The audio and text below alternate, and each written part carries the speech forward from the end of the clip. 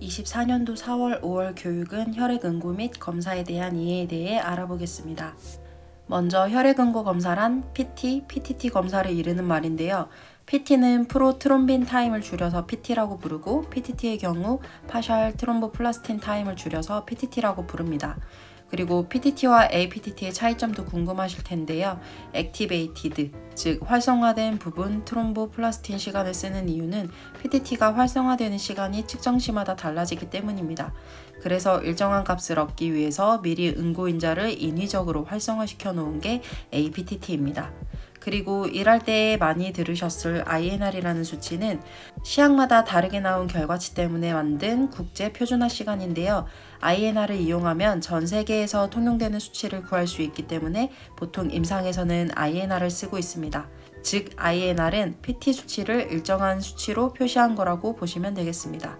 이제 지혈 과정을 한번 간단히 살펴보겠습니다. 지혈은 1차적으로 혈관 수축으로 출혈을 멈추게 합니다. 그리고 2차적으로 혈소판들이 플러그를 형성하는 백색 지혈과 응고인자들이 관여하는 적색 지혈이 있습니다. 그림 자료에서 보다시피 혈소판이 부착되어서 플러그를 형성을 하는데요.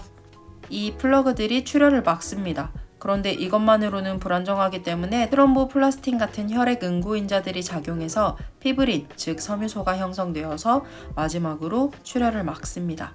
저희가 이번 시간에 주로 알아볼 것은 이 중에서 혈액 응고에 관한 작용이라고 생각하시면 되겠습니다.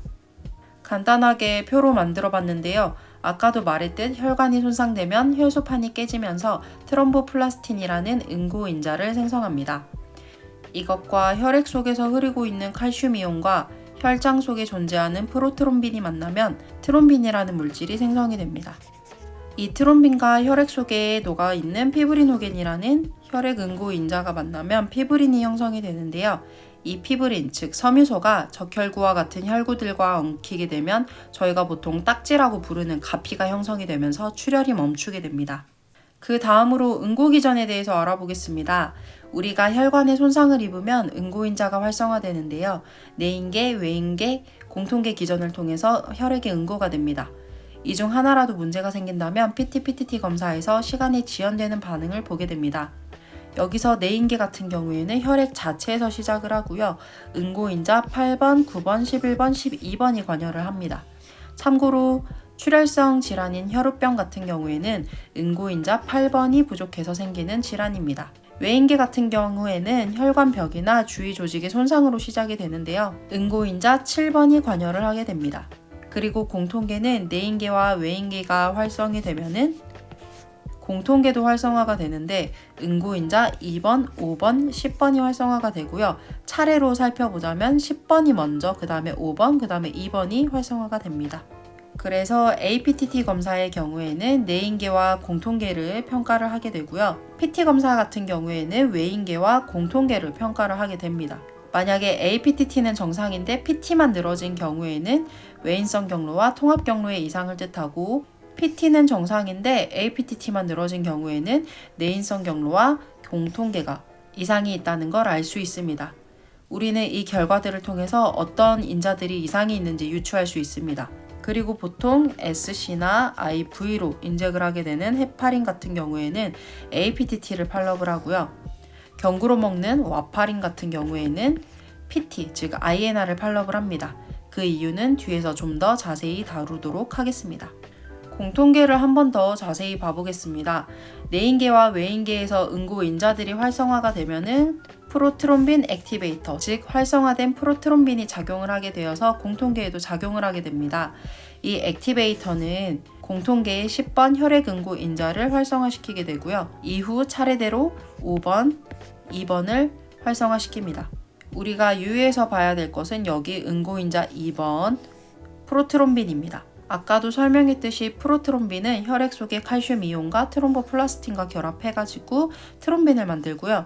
이 트롬빈은 혈액 속에 있는 피브리노겐과 작용을 해서 피브린이라는 섬유소를 만듭니다. 이 피브린이 혈구들과 엉켜서 가피를 형성하면서 지혈을 하게 됩니다. 여기서 피브리노겐 같은 경우에는 물에 녹기 때문에 혈액 속에 존재하지만 피브린 같은 경우에는 물에 녹지 않습니다. 따라서 출혈을 막을 수 있는 겁니다.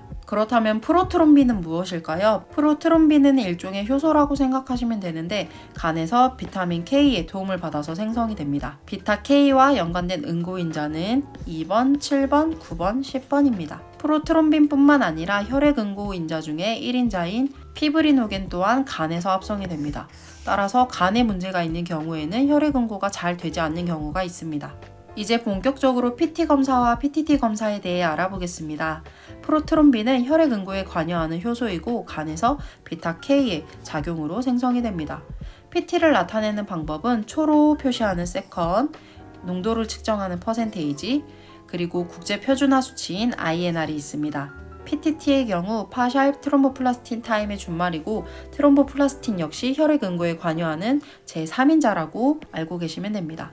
흐르는 혈액 속에는 존재하지 않다가 출혈이 발생하면은 트롬보플라스틴이 활성화가 되면서 지혈작용이 시작이 됩니다. 먼저 PT에 대해서 알아보겠습니다. PT는 혈전이 생성되는 시간을 정상인과 비교하여 측정하는 검사입니다. 먼저 세컨 같은 경우에는 본원 기준에서 정상 수치 9에서 14초 사이고요. 혈액이 응고되는 시간을 뜻합니다. 퍼센테이지 같은 경우에는 프로트롬빈의 농도를 뜻하는데 100%를 정상 수치로 보고 있습니다. 앞뒤로 80%에서 120%까지는 정상 수치로 보고요. 저희 병원에서는 56에서 146%까지 정상 수치로 좀 넓게 보는 편입니다. 만약 농도가 떨어질 시에 간질환이나 DIC, 그 다음에 비타민 K 결핍 등을 의심을 하게 됩니다. DIC 같은 경우에는 바로 뒷장에서 마저 설명해 드리도록 하겠습니다. INR의 경우 본원 기준 0.8에서 1.25를 기준으로 잡고 있고요. 와파린을 복용하는 환자의 경우 일반적으로 2에서 3 정도를 정상 범위로 간주하고 타겟을 잡습니다. 파종 혈관 내 응고인 DIC 같은 경우에는 여러 원인으로 인해 발생할 수 있는데 혈관 내에 지혈 담당 성분이 과다하게 활성되어서 정작 정상적으로 작동해야 할 응고작용이 제기능을 하지 못해서 다른 곳에서 출혈이 발생을 하는 것입니다. 쉽게 말해 지혈 성분은 한정이 되어 있는데 과다하게 응고인자가 발생하는 바람에 정말 출혈이 일어난 곳에서는 제대로 지혈작용이 일하지 못하는 것이라고 이해하시면 됩니다. 따라서 응고 과다와 출혈이 통제 불가능한 상태로 동시에 일어나는 상태를 DIC라고 합니다. 이번에는 APTT에 대해서 알아보도록 하겠습니다. 본원 기준으로 정상 수치는 20에서 36초 사이고요. 헤파린 사용 환자의 경우 여기에서 1.5배에서 2.5배까지 늘어난 수치를 정상으로 봅니다. 따라서 저희 병원 같은 경우에는 30초에서 90초 사이가 정상이라고 생각하시면 되겠습니다. 만약 APTT의 수치가 100초를 넘어갈 경우에는 과량의 헤파린이 주입되고 있다는 의미이니 약물을 조정해야 합니다. 그 다음으로 응고지연의 원인에 대해 알아보겠습니다. PT의 경우 응고인자 2번, 5번, 7번, 10번의 부족이나 와파린의 사용이 대표적이고요. 그 외에 비타민 K 섭취 부족이나 흡수 부전, 간 기능 장애 등이 있습니다.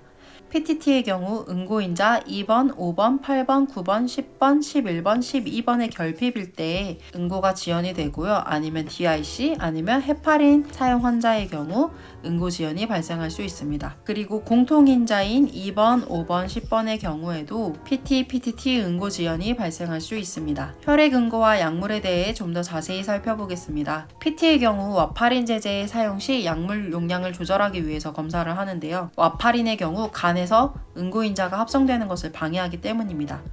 와파린은 비타 K의 기량제인데요. 앞서 말했듯 비타 K 같은 경우에는 응고인자 2번, 7번, 9번, 10번과 관련이 되어 있습니다. 이 중에 7번의 반감기가 가장 짧기 때문에 빠르게 검사를 할 수 있습니다. 그래서 와파린 복용 환자의 경우 APTT가 아닌 PT를 팔로우하는 게 결과를 빨리 얻을 수 있습니다. 헤파린 주입 환자의 경우 APTT를 검사를 하는데요. 헤파린은 응고인자 2번과 9번의 활성화를 방해하기 때문에 APTT 검사를 통해서 환자의 혈액 응고 상태를 알 수 있습니다. 제가 앞장에서 와파린은 비타민 K의 기량제라고 말씀을 드렸는데요. 그렇기 때문에 와파린 복용 환자의 경우 시기에도 주의해야 합니다. 비타민 K가 많이 들어가 있는 음식을 먹었을 때 와파린의 효과가 감소하기 때문인데요. 주로 녹황색 채소에는 비타민 K가 많이 들어있어서 주의해야 합니다. 시금치, 상추, 브로콜리, 양배추 등이 이에 해당합니다. 그리고 청국장이나 녹차, 완두콩, 냉이, 인삼, 홍삼 등의 경우에도 비타민 K가 많다고 하니까 환자한테 교육을 해주셔야 합니다. 헤파린 주입 환자의 경우 APTT가 늘어지면 헤파린이 과다 용량으로 들어간 걸 의미한다고 했는데요. 이 경우에는 프로타민이라는 약물을 사용할 수 있고 이 프로타민은 헤파린의 기량제입니다. 참고사항입니다. 참고로 항응고제를 복용하지 않았는데도 INR이 늘어지는 경우가 있습니다. 이 경우에는 FFP를 수혈하거나 비타민 K 주사를 처방할 수가 있습니다. 혈장에는 신설동결 혈장이라고 부르는 FFP와 농축 혈소판 PC 혹은 플라트레이트 페레시스가 있는데요. FFP 같은 경우에는 혈액응고 인자를 모두 포함한 혈장이고요. PC의 경우는 불안정 인자인 5번, 8번을 제외한 응고 인자들을 함유하고 있습니다. 즉 PC는 혈소판을 보충하는 개념이고요. FFP 같은 경우에는 혈액 응고 인자를 보충해 주는 것이라고 이해하시면 쉬울 것 같습니다. 혈액 응고 인자들이 무엇이 있는지 궁금하다면 다음 자료를 참고하시면 되고요. 보시는 바와 같이 뇌졸중의 경우 보통 INR의 타겟이 2.0에서 3.0 사이이지만 심장이나 대동맥 등의 다른 혈관 문제면 INR의 타겟이 이렇게 바뀌게 되니까 이것도 참고해 주시면 감사하겠습니다. 다음 시간에는 항혈전제에 대한 이해로 찾아뵙겠습니다. 감사합니다.